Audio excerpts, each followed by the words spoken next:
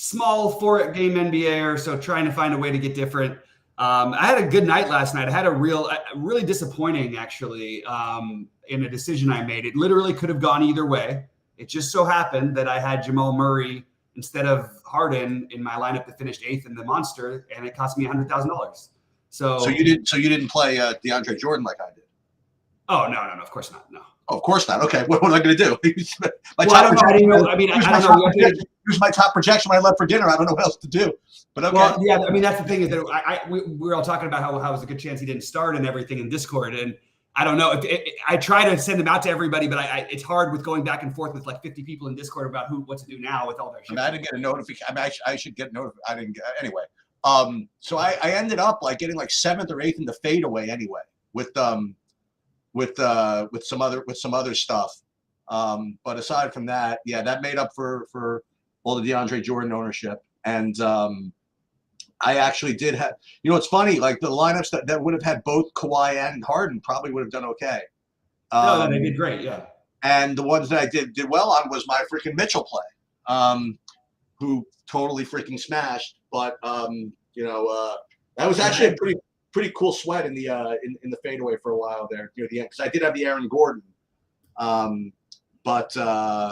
Again, the good thing about having 70% DeAndre Jordan is that 30% of your lineups are live. So some of them had a shot. Yeah, I'm actually going to share my screen really quick and talk through this thing yesterday, just because I think it is important. My FanDuel lineup. So like I said, I wouldn't get the difference between Price and Mitchell, and forget that he was so much more expensive on FanDuel that he got, a 3% ownership.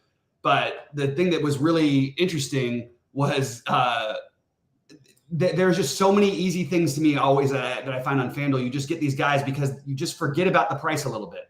And the similar thing happened. Jalen Green was like 12% on DraftKings. He was 4.8%. And to get those two guys felt like I had a really good chance. The only thing that's frustrating is, and I was going to play, I have plenty of Harden and Kawhi lineups. I just happened to go with Murray in this build instead of Harden, and it cost me the win. Actually, it didn't cost me the win. It cost me second place, I should say. Oh, so this is what happened. So you're telling me that, I'm still getting ownership, so you're telling me that like Watson started at the 5 or something? Is that what happened? Yeah, Watson started at the 5. Oh, okay. I had no idea. Idea. Yeah, it was Watson started at the 5. Did Rashad Holmes start? Yeah, Rashawn Holmes started. Oh, I see. I knew none of that. Okay. Yeah. And everybody had players left, so it was very easy to switch around. But it was one of those nights where I had to cancel my plans, actually, because I said, there's no way I had to be somewhere at 5:15. It's like, there's no way, or I'm sorry, 5. There's no way I'm going to be out of here till at least 5:15. I need to try to find a way to make all this work. So it was definitely one of those wait to see what happens with starting lineups thing that cost people, anybody who wasn't at their desk, unfortunately. And then Trey Murphy ended up starting also because of no Zion and no Herb Jones. He probably had his like literally nut low kind of a game. But I liked the process of just trying to get different in a couple spots or whatever. And I think on FanDuel, it's so easy to do that sometimes. It's just something I want to keep reminding myself.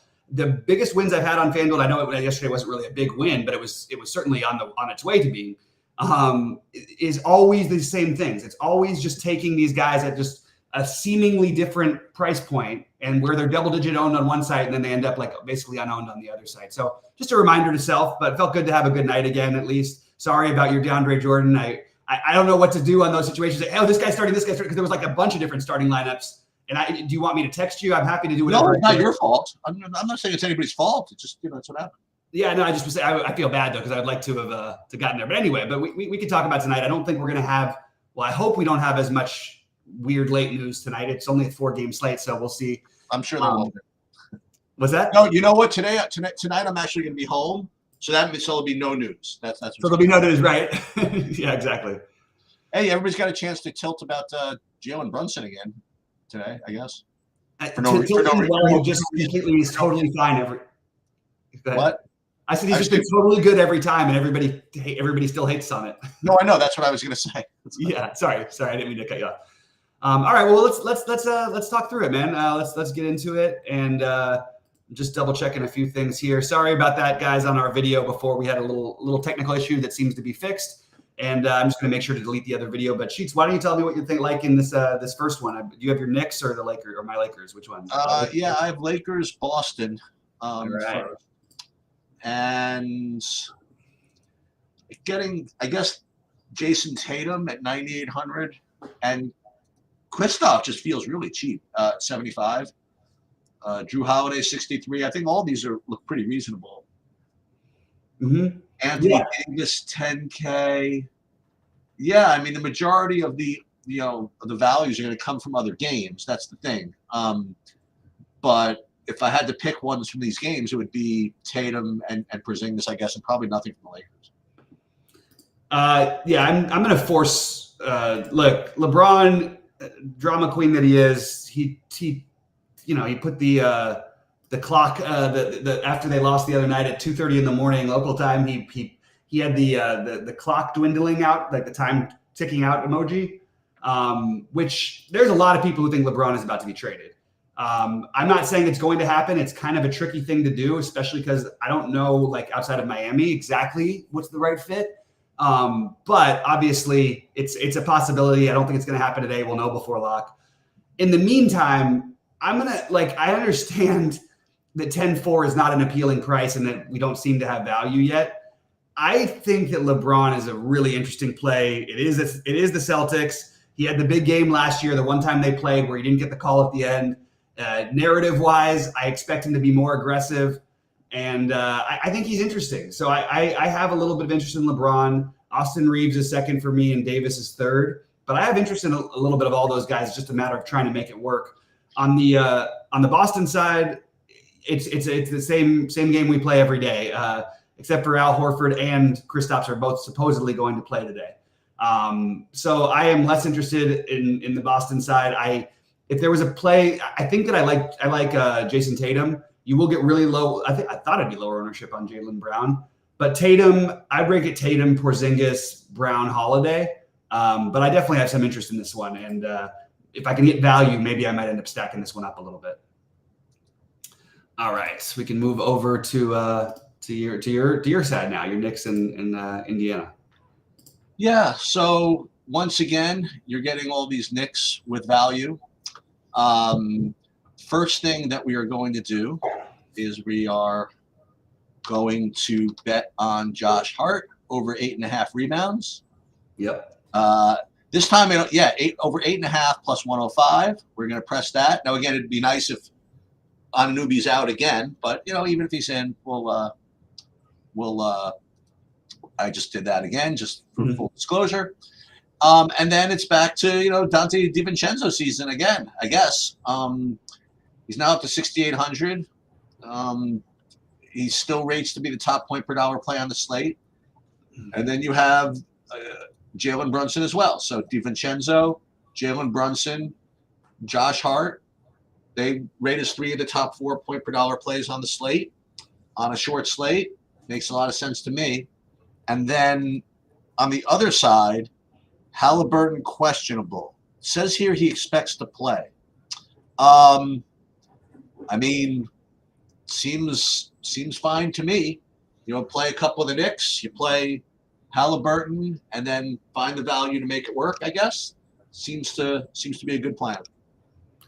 Yeah, I don't Halliburton's definitely questionable, and I would be more leaning to guessing that he's probably not going to play. Oh, you think? Okay. Well, I'm sorry, not going to play, but I think he's completely unplayable. They pulled him in a tight game. He's got a very strict minutes limit. Oh, okay. I wouldn't be touching anything with him. Now they might lift it at some point, but against the Knicks on the road, it's not really like my favorite spot to attack anyway. And then you've got just all the Q tags that make it really kind of hard to tell what's happening. I will say that Miles Turner at 6,100 is just a little cheap. And I think you could make an argument for guys like Siakam, but I'm not getting to a ton on the Indiana side. The Knicks are really straightforward for me. I'm probably going to end up with most of my lineups with Brunson, Hart, and DiVincenzo. That's what it looks like here. Yep. Yeah, it's hard not to. The thing that I want to point out is like Grimes did have the game the other night, but like it's weird. His price didn't get raised enough, and if Anunoby sits again, he's going to be massive chalk. So you're going to have decision on that because he might end up like if there isn't other chalk that opens up, he may end up like way higher owned than he was before even. So it's just going to be a decision point we have to make against Indiana. It really depends on whether Anunoby plays, whether I'm going to get involved in him. And by the way, if Anunoby plays, I like him. Yep. So I'm with you on the Knicks side. I would love to find a run back that made sense on Indiana, but as of right now, I don't have one. Okay. All right, Philadelphia and Utah. Well, I actually have Cleveland, Memphis. Oh, I'm sorry. Oh, as a matter of fact, Philly, Utah is not for like 2 hours after Cleveland, Memphis. That's so weird. On SaberSim, it's Philly, Utah is actually an hour before Cleveland, Memphis. Wow, that's weird. On SaberSim, it's pretty weird. Here, let me just show this real quick because I don't know. No, I can't anyway. That's really strange. I've got it as the 7 p.m. game on Memphis. I wonder what the sites actually. It's probably important to find out what the sites have just before. Yeah, the Philly. Oh, that Philly. Oh, okay, that is so weird. They just got it mixed up right now on SaberSim, I guess. All right, sorry, you got the Memphis sheets. It's going to make it impossible for us if we start getting games posted in the wrong place on SaberSim, trying to go back and forth. All right, Cleveland. Well, you know what? We're smart people. It's only 4 games. I think we can figure it out. Yeah, I know. Well, it's just strange when they put the wrong time out. All right, so what do you got for Cleveland and Memphis? Well, all that's a real long intro to say I don't have too much in this game. Jared Allen, 8K, would do a top point per hour play from the Cleveland side. Memphis, Aldama, 5,600. It's going to be one of those. We have to play a bad 50, not bad, but kind of a fishy $5,600 value maybe. Jaren Jackson, Aldama. Vince Williams is up to 6,400. Wow. This is definitely not my favorite. You go back to Donovan Mitchell, I guess. I mean, it's a back-to-back, so it's not the greatest. But there's not a lot. There's really not a lot to choose from. You know what I mean? I don't know. What do you like here? Yeah, it's tricky. Mitchell, they're probably gonna. They said they were likely to play Garland on the back-to-back. Mobley's supposed to be back. It would be the time to sort of get away from Mitchell. But I still think he would make him a little lower owned and an interesting play. I kind of like the Lakers-Celtics game a little bit better for value, especially because everybody's coming back for Cleveland. Even though Garland was back last night, didn't really make a difference. On the Memphis side, believe it or not, a lot of it's going to depend on what happens with John Conchar. I know it sounds weird to say out loud, but if John Conchar doesn't play, it's back to loading up some of these other guys or whatever we want to call them. But Scottie Pippen Jr., some Gilliard probably, even Tillman. I know it's a really weird thing to say, but John Conchar does dictate a lot of it because they don't have that many other guys. They've got Hurt and another guy they brought up who they can throw out for some minutes. But I don't know, of their main roster, I think we kind of want to do something here. So I have Aldama, then Jackson, then Gregory Jackson, then I have Vince Williams, and then I have Jaren Jackson Jr. But it does feel like it's a little, I don't know. It's not the same thing as it was the other night. But if Conchar's out again, I'm going to go right back to Scottie Pippen, as I assume most will, and I'll probably take some shots on Gilliard. That's pretty much what I got. Okay. All right. What do you have in the so 2 hours later is a late night hammer. I mean, you get well, I think there's some interesting things you could do. First of all, from the Utah side, you get a little bit of mid-range value in Sexton. Okay, he looks pretty good there. If you want to go down to 3,700, if you needed to, Keontae George still exists in your lives, right? And then these other prices are pretty good. Collins 5,900 is not bad. Even Olenek at 3,900 is not bad. Markkanen, if you want to pay up, it's not bad. So I do think that all these Utah guys look good. And on the Philly side, I mean, they do. I show Tobias Harris as like kind of the top point per dollar play, and then I get, Paul Reed and Tyrese Maxey, whatever. Am I allowed? I mean, is it legal to play Mo Bamba? Because I figured I would ask. Where did that come from? Oh, because of the thing. It's a 4-game slate. I mean, he's 4,500, so he's not really cheap. I mean, yeah, he's got, I guess, the upside. I didn't track that game the other night where they had literally nobody. He didn't. Mo Bamba didn't play at all on the 30th. Well, that doesn't matter. Yeah, that one doesn't bother me. It's the 19th. He played 18 minutes. Like, even when he was playing without Embiid so far, he's basically never getting there at this price. I guess so. Yes, or he has never gotten there. But this is a kind of matchup where he could. I think it's kind of an interesting play, Sheets. I'm on board with it actually as a get weird play. Maybe we throw out some of the old stuff. Also, you never know, like how I don't know. Paul Reed, they have a lot of issues with him on defense, and they played terribly last time. So maybe they do come out with a little more Bamba. Maybe if you really feel like you have to play Keontae George, you leave 700 on the table, you put him in the utility, and then maybe go up to Bamba if you have to. Yeah, I think there's something to that. Like, sure, like get a little. I think there's a little bit of a Mo Bamba. I can see it happening. Paul Reed as chalk. I certainly understand. One thing is you either really going to need to have him or you really won't. It can go either direction. I love Tobias Harris. He'd be the preferred guy for me. I don't think there's anything unusual about that. And Tyrese Maxey, sign me up. This game should also play faster without Embiid. So those are the two guys who stood out for me. Were Harris Harris and Maxey, assuming that Maxey plays, which hopefully we'll know, because if we don't know, then, well, I guess that means you get low ownership on him. Who's questionable? Maxey. Okay. And he hasn't been playing, so it's a legit questionable. But Keontae George, like, okay, people like this, okay, this and that. I will go back. We finally, after a long road trip with the Jazz, had to stop playing him, and he's been horrendous, like absolutely horrible. But the hold your nose play or whatever, Jordan Clarkson is actually, what the hell? He's getting 30% ownership. Get out of here. Get out of here. The guy has scored like 15 fantasy points, like 5 games in a row. What's going on? But in fairness, like you've been saying, we usually like to play him at home, right? I do, but like still, it's just weird to see his projection. When I thought people would be off of it, and like his projection would be down and everything. The Keontae George thing. I mean, look, there is no reason one way or the other that Keontae George or Chris Dunn should really rate ahead of each other. There is literally like nothing that's leading you to this. All these Utah guys that everybody talks about looking good, they look good for a reason, because they play 12 guys and right. they completely rotate the minutes outside of Lauri Markkanen. So I will just go out and say that I know we're going to have to use some of this value.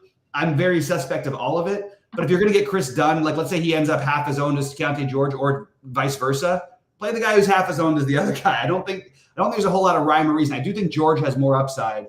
But I think, if you're getting a huge discount, I mean, the fact that every Utah guy is projected in double digits, and they've got 10 guys projected to be double digit owned, that's really, it's just something we can't do. So ranking them is really tough. But I would play one of George or Dunn probably as the value. I would probably try to get to Markkanen, and I would definitely take some shots on Kessler. And then I like the Clarkson with the terrible projection, but somehow everybody still wants to play him. And I probably get some Fontecchio. But as of right now, trying to say who the priority is for the Jazz has been one of the hardest things. And I can't figure it out at this moment. But your answers are probably going to be in this game somewhere, because you've got the Philly question stuff. So I do think if you built right now, you kind of want to probably have to, I don't know, either eat that chalk or play some Philly, some Mo Bamba things or something, because you have, I mean, if Maxey's out and Batum is out again, you're going to want to stack like 4 guys from Philly probably. I don't know. It just feels like this game sort of hinges on everything. And I'm really confused still why I'm seeing this game starting at different times in different places. I think that they changed the time. I really do. Oh, you think Cleveland, I think Philly, Utah should start. Well, then again, why would Memphis start at 10? Utah's never started at 10 Eastern. It's got to be, it's only because it's a nationally televised game. Oh. It has to be. I haven't even looked yet, but I would bet. We'll figure this out in 2 seconds. Hold on. I'll bet you $1 million. I'm pretty sure it is. Yeah, I'm getting. Now I'm seeing Philly, Utah at 10 o'clock. No, you got the right time. That's what I'm saying. I think they changed. Something around because it's on TNT. Right. But I wonder if there was another TNT game. LA Boston is at 7:30 on TNT, and then Philly, Utah is 10 o'clock on TNT, and Cleveland, Memphis is at 8 p.m. according to ESPN. Well, that's at least a little bit reassuring, because we'll get to know what's happening hopefully a little bit earlier with Utah and Philly, because that's where you're going to dictate the slate. I have Philly as a whole. Philly, I love Harris and Maxey, assuming they play. Reed would be third for me. And on the Utah side, I just have Utah with a big question mark right now. And I'm going to see how my builds look. I'm going to post it in our premium Discord and then figure out what I want to do with the Utah side of things, because I am very suspect. At the same time, I know at least 2 of these guys are going to get there in a big way. And you kind of need value on this slate as of right now.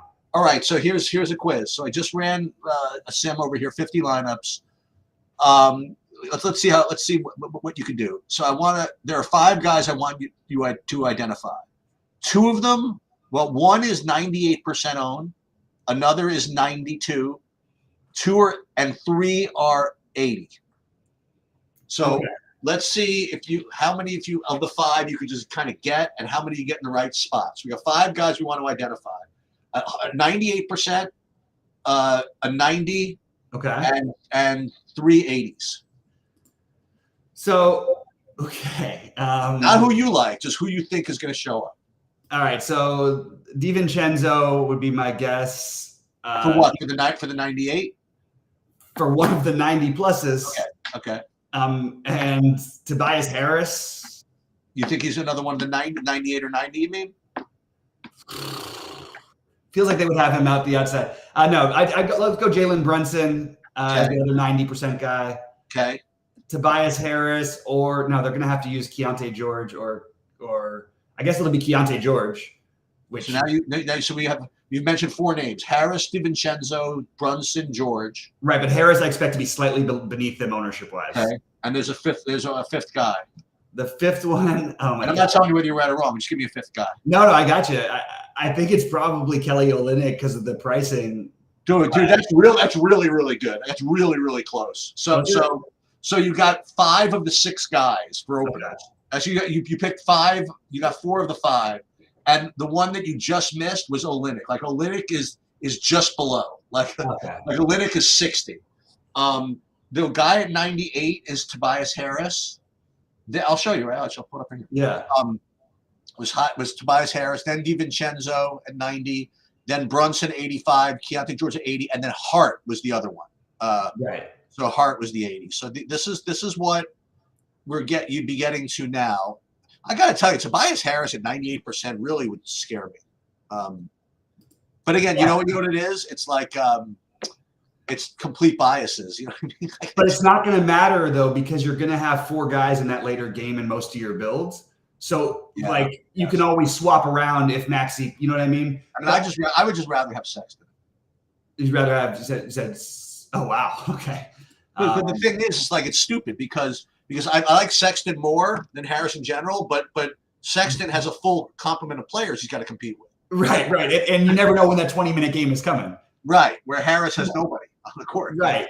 But unless Maxey plays, then you could argue with Maxey. Right.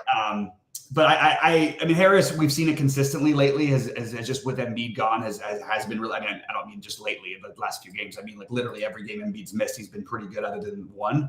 But I kind of like, my natural instinct is to agree with you. One thing you could do to get totally different, make it this is the perfect Kelly Oubre environment. Okay, like we haven't seen it in a while. He's 6,500 versus Harris is 7K. Why can't he outscore Tobias Harris one time?